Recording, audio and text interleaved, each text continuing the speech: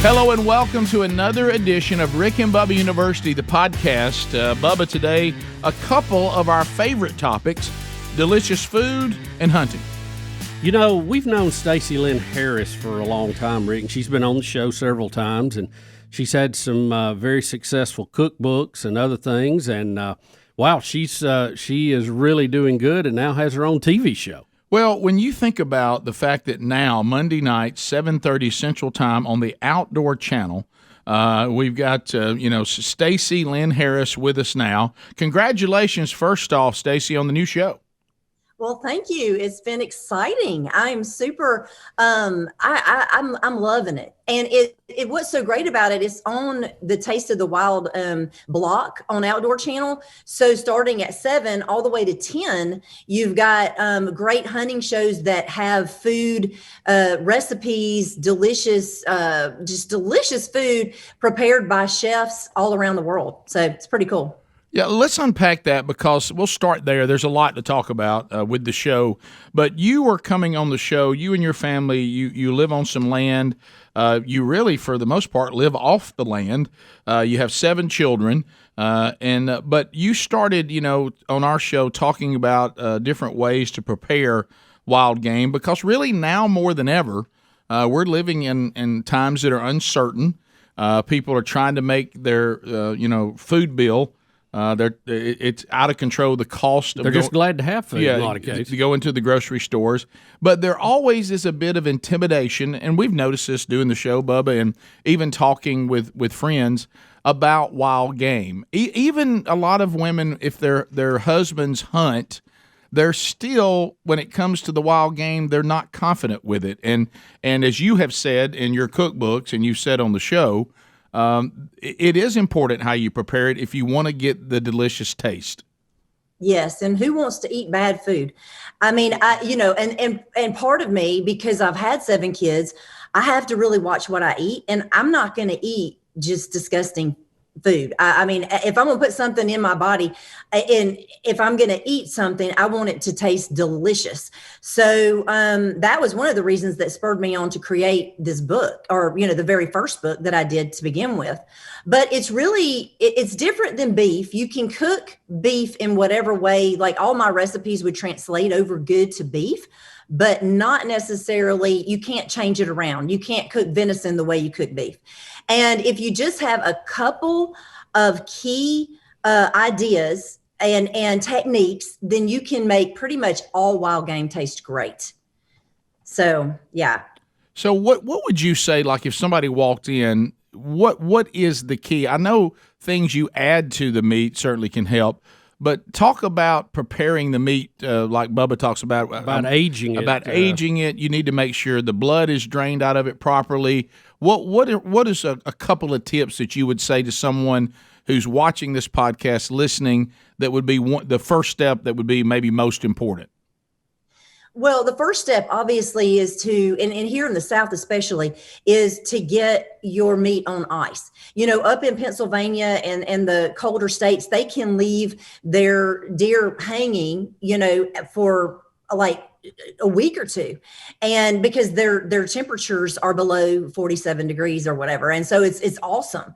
But here in the South, you've got to go ahead and butcher it and put it on ice, or take it straight to a processor. And as soon as you get it in the right environment, you're going to be able to age it correctly. And that's where most of the gaminess comes in, is people that didn't prepare it right, or didn't get it on ice, didn't do what they were supposed to do at the beginning and age it properly. There's a couple of ways you can age meat. And one of my favorite ways is to put all of the pieces of the meat, that after it's been butchered, into like a plastic bin that has holes in it. And then it's in another plastic bin, put it in the refrigerator for about a week to 9 days, something like that. And it drains the blood, like Bubba was talking about.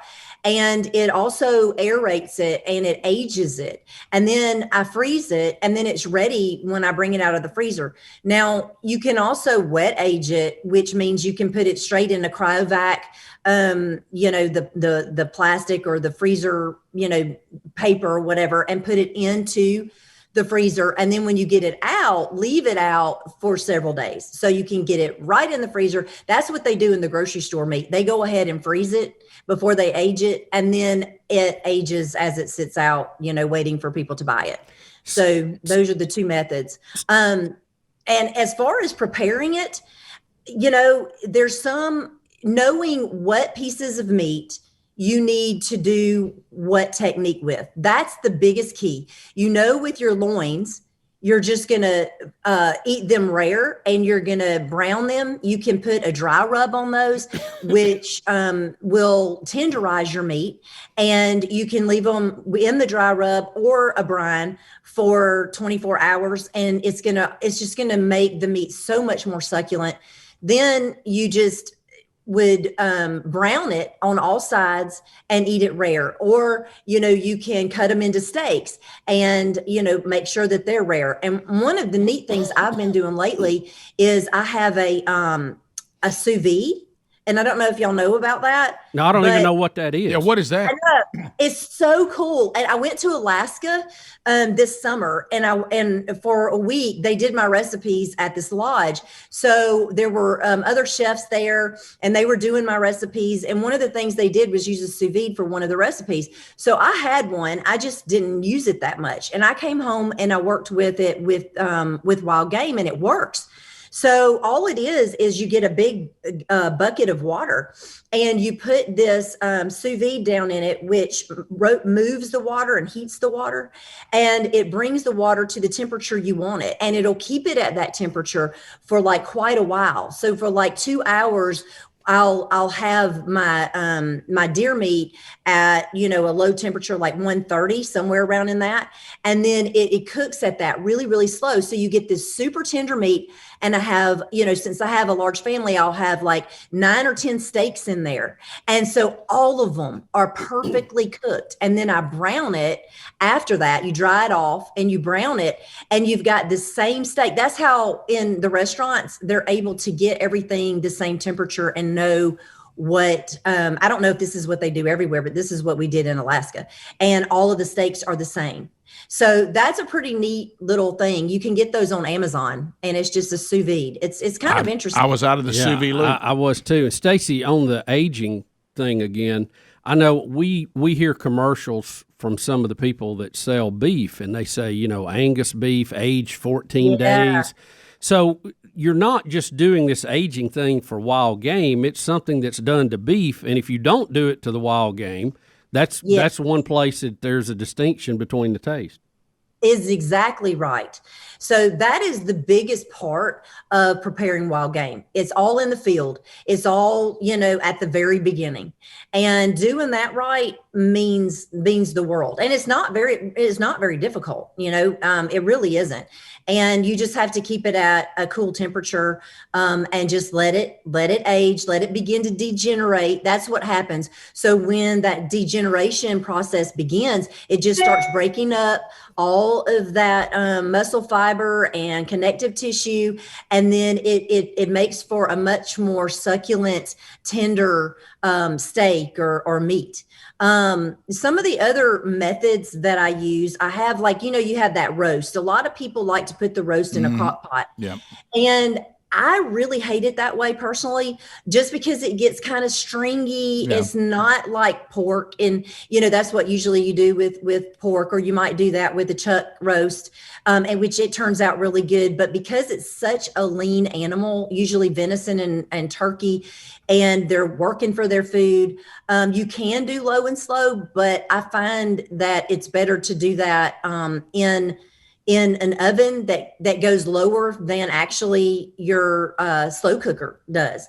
And you can let that go for like 5 or 6 hours. People take it out too early.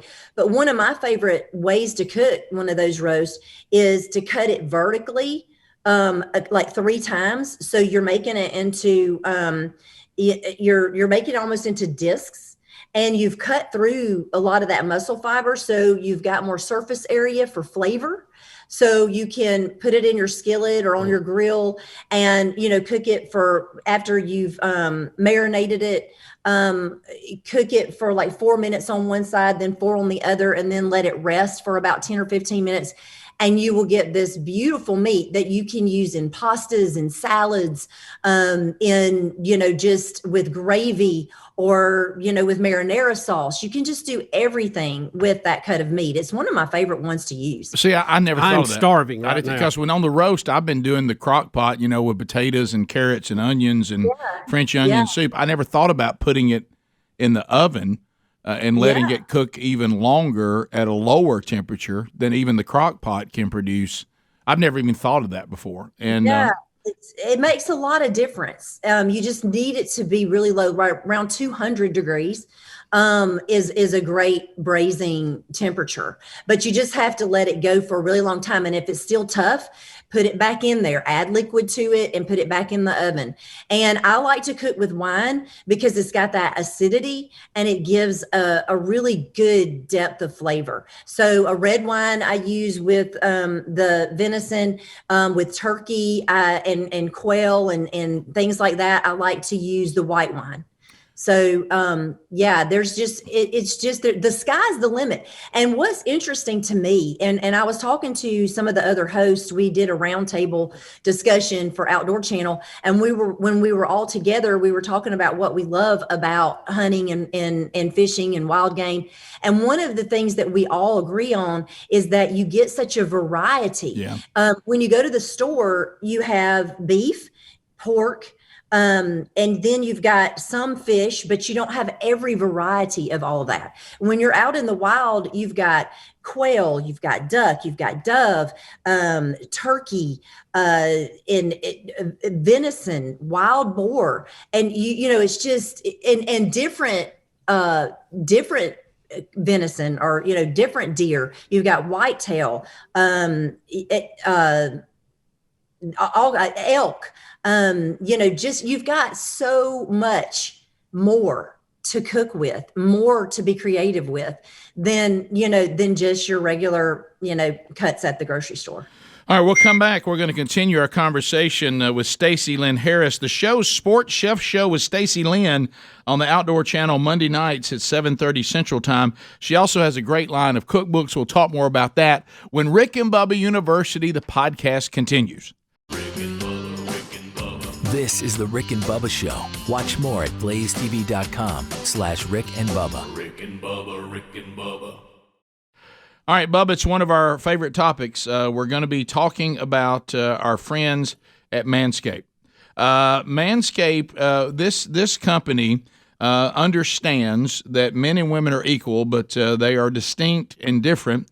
And really, the things that may be wonderful for hygiene for women really are not designed for men. So at Manscaped, baby, they that's a different deal. It is, and I like the quality of the products. I do too. When you just hold it in your hand, you can tell it's well built. It does what it's supposed to do. They've got the little innovations that people, probably thought, well, this would be nice if it had a light on it. And then boom, there you got a light. Yeah, and of course now you're talking about the lawnmower, right? And this trimmer is so it's awesome. It does reduce nicks, which is because it's designed, that knowing that it's got work to do. It reduces the risk of ingrown hairs. Nobody likes that. Grooming accidents. Hey, thumbs down on grooming accidents. 0. And that's where that light comes to help. So if you'd like to find out more, you can go to manscaped.com. Now, when you go there, we're going to get you 20% off. Now, they have a shampoo and conditioner designed for men. My wife has noticed the difference. She says, your hair and your beard, it looks so healthy. I'm telling you, when I started using these Manscaped products, it was designed for, the way that we grow hair.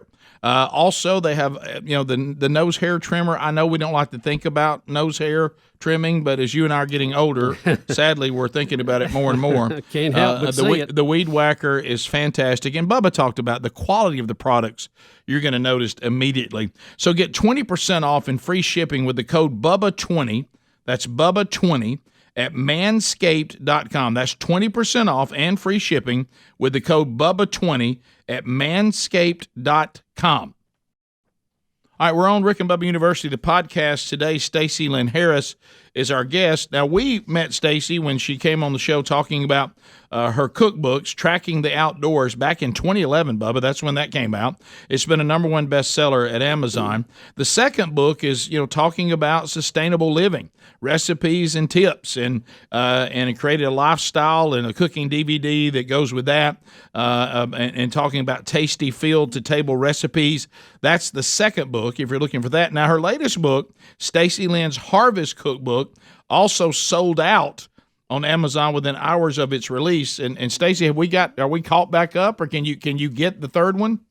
You can get it. Yes, you absolutely can. You can get it signed from my website, or you can get it from Amazon or wherever books are sold. You can definitely get that. And I'm working on another one now, all about the South. So I am so excited about this book. I have had the best time writing this book. And so I'm with a publisher that's doing an amazing job. I'm so excited about, and I just got finished editing it for the third time. So I think I've got one more edit on that. But anyway, it's supposed to come out late, I think, fall of 2023 or spring of 2024. Not sure. It takes forever these days to make. I'm telling you. So your website is stacylynharris.com for all the things that are already available, and then she's working on the 2023 book about the South that'll be coming out either in fall of 2023 or into 2024. Stacy, I want to back up a little bit. Do you remember the first time you were on the radio with us? Yes, I remember. Was it 2011? It was 2012, I believe. 2012. Okay. Yeah. So you live out in the country. You live on some property. You and your hubby, and you have 7 kids. Yes. And y'all were very mindful of being self-sufficient back then. But how did all that turn into cookbooks and now your media empire? I mean, you did YouTube videos for many years, and now you're on a mainstream cable channel. I mean, that's been quite a journey. It has been. It has been a really fun journey. And the family, the family unit, everybody's been involved in it. So I felt like we homeschooled too. And actually, I'm writing a homeschool book. But anyway, we homeschooled for years. I only have 2 left at home now that are actually homeschooling. But we just did everything together. And I really didn't think about this when we first started. I just was thinking, everybody needs a way to cook this wild game. And I want people to join in with their husband, because I really didn't like hunting very much when we first got married. And I felt like that, I was in competition with it. So I finally decided, hey, I'm going to jump in the bandwagon here. I'm going to get on board with my husband, because it's either that or be fighting forever. And so, I started cooking it, and I learned to love it. And now it's like my career. And it's been an amazing, amazing journey. And as time went on, with the family, with us doing this together, like for a while there, one of my kids was filming me. One of them was going through my book and typing it up, and, all of that at the very beginning with the first book. And they helped me to film, my Facebook videos.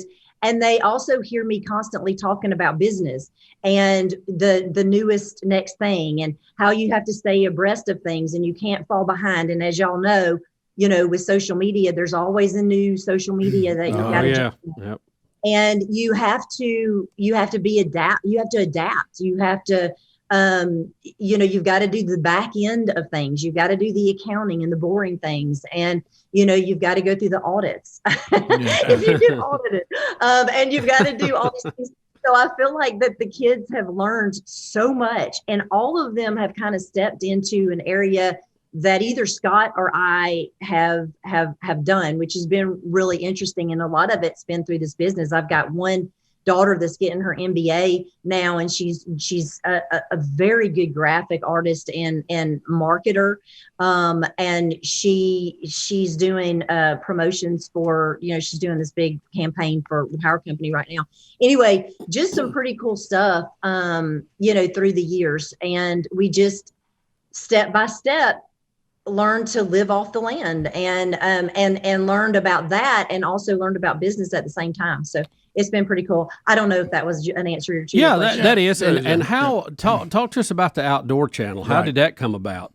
Well, I had been, a guy wrote an article about me with my first cookbook. His name was Alan Clemens, and it ended up in the Birmingham newspaper, Huntsville newspaper, and, all over. And he introduced me to a producer that was the producer and actually was the host of The Sporting Chef, which I'm the host of now. So he said, "You're going to love her. She needs to be on the show." And so he had me on for the first season, and he came out to the house and he filmed everything. And I've been on there ever since. And so this past year, he decided he wanted to produce other shows. So he and the Outdoor Channel got together, and, they decided that I should be the host of the show. So now it, is my show, which I'm super excited about.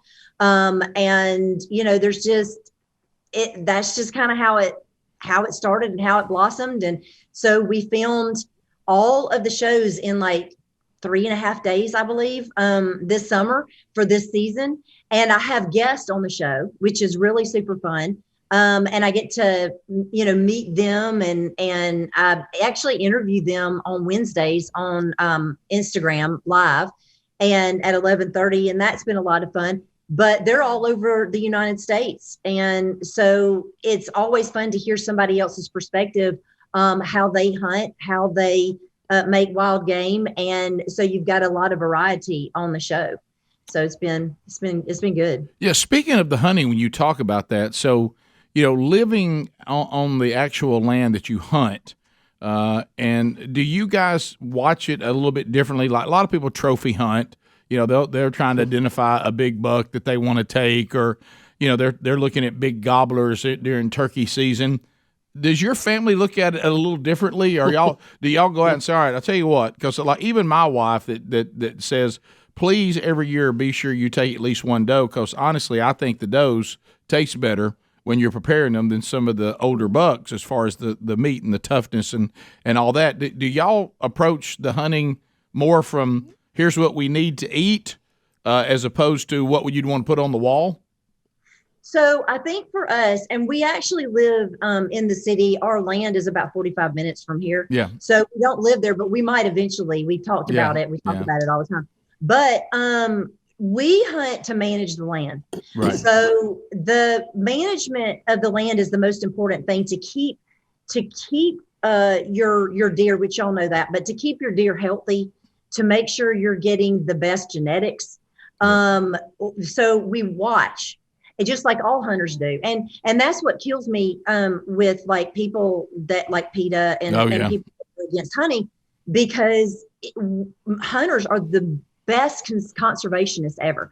They are the best wildlife managers ever, because they see what needs to happen. They see when some genetics are getting off and that they may need to kill more does. And so that's pretty much the process every year. And you look at that in the spring, you look at that in the summer, you watch the deer and you see what are they doing, and are they getting overpopulated? Are there diseases? Are they moving? What do we need to do? So we've got hogs on our property, so we have to really watch that and manage those. So we eat those as well, and they are great. People say they're not great. And y'all, I wish I could show you a picture right now. I wish I had it up on here so I could show you. But we have hogs that are 300 and 400 pounds. They are huge. They look like dinosaurs. Wow. So, it's scary to be out there even, hunting. It is. Yeah. So you have found a way, because I've heard the same thing, that the wild pigs are a nuisance and they need to be removed, but they're not all that great to eat. But you're saying if you now, I know that the butchering of them, it's crucial. That can actually be dangerous if you don't know what you're doing because of disease. But as far as once you've handled the safety on that end, you have found recipes with them that you think are delicious. We do, and we actually have just smoked the ribs of them, and I thought, okay, this is going to be horrible, but we're going to try it. And that's the great thing too about hunting in the South. as opposed to somewhere where you can only get one animal a year or whatever. We can experiment with it. We get about 13 deer a year, a couple of turkeys, we get, duck, and then now we have hogs. And the hogs are just so plentiful that you could experiment all day long, and not worry if you ruined your meat. But we put ribs in the smoker, and they turned out phenomenal. They were nice, and they were not tough. They tasted good. They were not gamey. We put we'll bring some home, grind it along with our deer meat, make deer sausage out of it. We have pounded it out and fried it. It's endless with the ways that you can do it. We've gotten bacon from it and smoked the bacon. So you can really do everything that you can do with the domesticated pig that you can do with a wild hog. And you seriously, it's really good. And the other thing about hunting, and I do feel like I want to mention this, is that you're leaving time for farmers to slow grow their food. I think that's super important. It's like, I went to a homesteading conference. I speak at conferences from time to time, and adding the hunting to the homesteading is an important aspect, because you can slow grow everything, and you can fill in the gaps with a deer. A deer will feed, probably give you 40 meals. So it's a great way to supplement your food.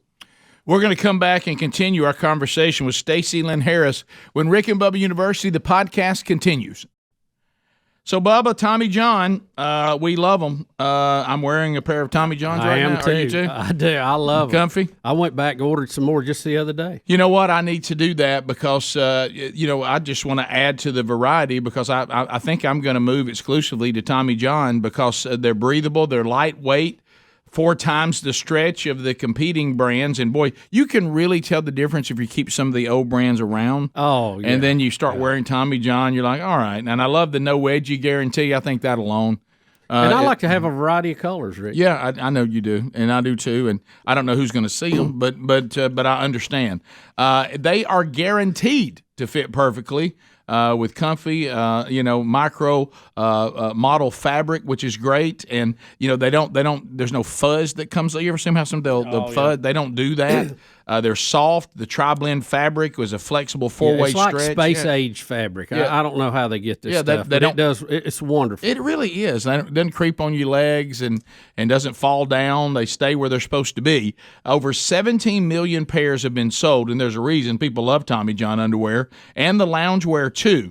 They don't just have customers, and there's 2 of us right here. They have fanatics. So why don't you experience the Tommy John difference? Go into TommyJohn.com/Rick Bubba right now for 25% off. There you go. 25% off lounge and sleepwear and underwear at TommyJohn.com/Rick Bubba. That's TommyJohn.com/Rick Bubba. See the site for the details and experience the difference.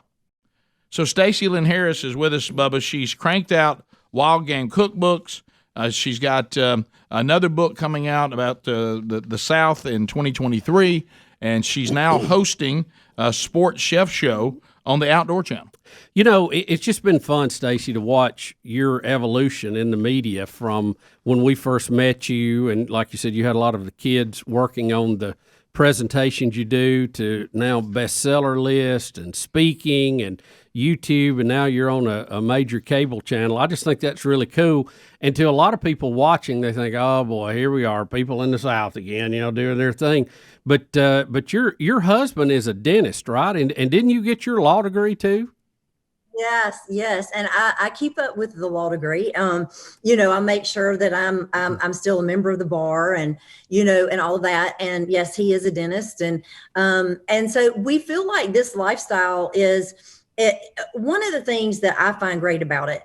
I feel like if you can teach your kids how to live off the land, how to do things, And if they are capable of creating their own food sources and getting their own food, they tend to take more risk in life, because they're like, well, if I lose everything, I'm still going to be able to eat. I can survive. Right. So you're teaching them to survive, and that they don't have to count on anybody to give them anything, for them to live. And that gives you a lot of freedom, and it helps you to be able to think for yourself. And so one of my oldest son is a dentist with my husband, and I've got another son at Cumberland up there in law school. This is his last semester, is next semester. And so, everybody, I feel like everybody's going to take a piece of this lifestyle with them, and they're going to do it. And you need to be able to take care of yourself in today's world. You don't have to do it. You don't have to take care of yourself, but it's good to know how. Stacy, what are the ages of your kids now? You were talking about that. Give us the rundown. So 27 is my oldest. And he got married. He's been married a year, and he is blissfully, he loves it. I think he came on the show. Oh my gosh. Anyway, but he absolutely loves it. He is having the time of his life. And then the next one is 25, and then 23, and I may be getting these wrong. 21, and then 19, and 17, and 12. There you go. Stacy, are you wearing a cape? I mean, it's like you're Superwoman. You've got 7 kids, law degree, husband dentist. You're living off the land. Do you ever sit down and rest? No, not really. And I'm wanting to. I'm trying to take off, not really take off, because you can't stop social media, and I can't stop writing emails for my list. Those are some things that you have to do. But I'm trying to, from now until February, say no to everything, except if it is having to do with the show, my website, or social media. And because, I don't want to get burned out. And one of the things in the homeschooling book that I'm writing is I talk about burnout. And I know y'all probably, have been there, but you just have to, I'm just trying to, take a little bit of a break. But the thing is, I don't do everything every day. And people will say, well, you have 7 kids, how did you do that? Oh my gosh. But they didn't all come at the same time. And so it's just, one day at the time, 1 hour at the time. And a lot of things get pushed back for months on my calendar to-do list. So I don't get it all done, and I'm not Superwoman for sure. And things slide, and, you just have to choose, I guess, each day, which thing is the most important thing to do. You were talking about now more than ever, it's good to know how to provide for yourself when it comes to food. Yeah, maybe if we have a pandemic, Rick, well, you're right. That. Well, and it is, we have a farm that is about a half hour from where we live, and we're really sharing our thinking about long-term, going down there and living full-time. And one of the reasons we talked about that was, and I was going to ask you this, that we found that there was, you can certainly go and kill deer and turkey and keep that meat put up and use it. But we found the hardest part were the vegetables. It was very, very hard to stay on top of vegetables and fruits and not live there. Because when that stuff, it's time to pick it and time to get it, you got to get it, and that was more difficult. Do y'all attempt that with being not living at the land all the time? We found that to be difficult, and it's one of the reasons why we're thinking about going down there full time, because we want that to also be in full supply as well. Yes, and this past year we have a gate around our garden out there. We still garden out there, but deer still get in it. Yeah. Rabbits still get in it. And they will just chew things right down to just enough. You can go out there and everything will be gone. But we have also a garden here at the house. We live on about 7 acres, and really 1 acre is, doesn't have trees on it. So we have a garden here and we have one there, and we do different things at the different places. I like to do heirloom seeds. But yet I like some of the hybrids because they get big, like the tomatoes and different things, but you can't plant them in the same garden or they cross pollinate, and then you don't get that true that true heirloom back again. So I like to do that from separate locations. And, so that's one thing that you could possibly do, as well. But yeah, it is hard when you're not there, and everything does come into harvest at the same time. And then if in one day can make a difference on a squash. Oh yeah, big time. All knobby and old, and it's bad news. So yeah. Yeah, and we struggle where we live. We tried to do a garden there like you're doing, but where we were, it's too shaded. I had somebody that moved here from another state, and they'd never lived in Alabama, and they said, "You people live in a forest," and they weren't ready for all these trees, and so for us, there's just so much shade. It was hard to get it to really do well. Where we live. So that's something we're thinking about. So your cookbooks and everything are about to become even more important because, I think probably in 2023 or 24, we may, move there full time. We're really, really talking about that. But I think your vegetables will do better if Gary the bulldozer man quits getting them. Yeah, I think that will help. Hey, let me tell you now. Tell it to Stacy if she needs some help. I can go over and harvest it. So we'll come back and we'll continue our conversation and our final segment on this edition of Rick and Bubba University, the podcast.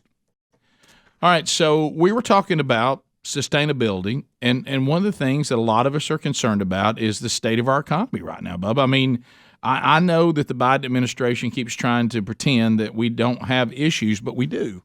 And we know that why? By going and buying groceries. We know that by how much our energy costs. We know the cost of gasoline. Just look around. So one of the things you might want to think about is diversifying, the 401k or the IRA, and put some gold and silver in there. And I know when I say that, I'm the same way you feel intimidated by it. But go to Allegiance Gold, and they'll take all the anxiety out of it.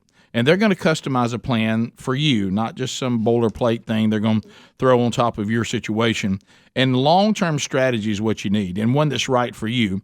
They've got high ratings in the industry, 5 stars with TrustLink, AAA rated with the Business Consumer Alliance, and A+ with the Better Business Bureau. Now, our URL is going to be protectwithrickbubba.com. Not Rick and Bubba, protectwithrickbubba.com. Get the best offer yet, up to $2,500 of free silver on a qualifying purchase when you tell them that Rick and Bubba sent you, or just use that URL. You need to tell them, though, if you call them, 844-790-9191. And if you would rather it be sent to your door, they'll do that too. So that option is available for you. ProtectWithRickBubba.com or call 844-790-9191 to talk to someone at Allegiance Gold. So Stacy Lyn Harris is our guest on this edition of Rick and Bubba University, the podcast. And Bubba, we talked about she's involved in so many things. She's raised 7 kids. She's got still got a 12-year-old. She's got one married and everything in between. Probably about to have some grandchildren here in a few years. Cranking out cookbooks. Got her a TV show on the Outdoor Channel. Keeps her law degree up to date. But other than that, she has nothing going on. Yeah. Stacy, what's next? I mean, the Stacy Lyn Harris Empire, what's the next station that train's pulling into? Well, I don't know that it's an empire, but wherever God leads it is where it's going. I don't exactly know. I have a couple of ideas, and I've just got to pray about it and see if that's exactly, where I need to be going. But that's kind of the way I've done it the whole time, is I've not really planned a whole lot. It might seem like I've planned a lot, but I really haven't. I've just prayed and taken the next step. And that's all that's what I tell my kids to do. Half of them don't know what they're doing, like in college. And I'm like, just pray and take the next step. That's all you can do. Hey, let me ask you a specific deal. We talked a lot about venison, and you've got some great recipes, and then we got into other things. One thing I want to ask you on preparation of wild turkey. When you not the whiskey, wild turkey, the animal. We're pretty familiar with how to work with domestic turkeys and farmed turkeys, and they're certainly delicious and all that. But sometimes when wild turkey, preparing it to eat is a different deal. And what are some ideas you use with wild turkey that make it delicious? So I usually use mostly the breast. I'll go ahead and take it, apart or process it, and use the breast. And I will brine the breast. And when I say brine, I don't know if everybody knows what that is, but it's like a gallon of water to a cup of salt and some sugar and peppercorns and bay leaves, and just bring it to a boil, let it cool. Put your turkey down in that. And when it cools, you don't want it to cook in it. So, so then I'll put it in the refrigerator, or if it doesn't fit, you can put it in a cooler with ice in it and put some, towels around it, make sure it's all insulated and or in a plastic bag. And I will brine it for like 48 hours, even 72 hours. And make sure that brine is just really getting in there and penetrating in there. And then you can roast it, or I would slow roast it, and I would use a gravy, like put wine in there and some vegetables, and make it really, really good, slow and low and slow. And then you're going to come out with really good turkey, a great turkey breast. Yeah. I am getting so hungry during this podcast. Yeah, I am too. Are you using the white wine? Because you use that with the birds. Are you using white wine on turkey? I am. Okay. Yes. And just a dry white wine, and just put it in there. And what I like to do is if I brown it, and I would probably brown it, I would pat it off, brown the breast in whatever it is I'm going to put it in the oven, like a Dutch oven. And then I would pour the white wine in there and let it evaporate out just a little bit. Then I would put a little bit of chicken stock in with it, along with carrots, celery, and onions. And then then I would just put it in the oven, salt and pepper, put it in the oven and let it go low and slow for a really long time. You can also cut it into pieces. Yeah, I've seen that. Yep. And pound that out, and fry it, or cut it into pieces and just brown it on both sides, and then cut it into slices. Just make sure that you get it to 160 degrees so that it's cooked all the way through. Another thing would be to use that sous vide that I mentioned earlier. Well, she's back to that again. We started with it, and now we're at the end of it again. I know it. Have we got to get one of these? I know. I've never heard that term before today. Yeah, I haven't either. Of course, I don't cook a lot, Stacy. I'm on the other end, consumption. Okay, well that works. Is SOUS, I think, FIDE. So it's I guess it's French. Yeah, I think I'm showing ignorance here. I've never heard of that before. Yeah, well, that's why I kind of mentioned it, and because I didn't figure most people don't know about it, and it's just a really great way to do it. We did shrimp in it. I did shrimp and grits when I was in Alaska, and and y'all, it was so funny. I also did a fried green tomatoes deal, and I had to take them, and their chef didn't really know about them, but we had plenty of green tomatoes this year in the garden, but hardly any of them made it off the vine red. It was the weirdest year for tomatoes. But anyway, I took those in my suitcase, and I took grits because I wanted to use the specific kind of grits, and they didn't have them, couldn't get them.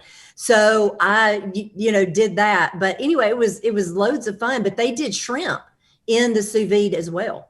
So, apparently, a lot of things can be done in there. I'm going to be experimenting with that this year. All right. Well, thanks for taking time to be with us. We got it, because it's going to take me the next minute or so to tell everybody all the different ways they can.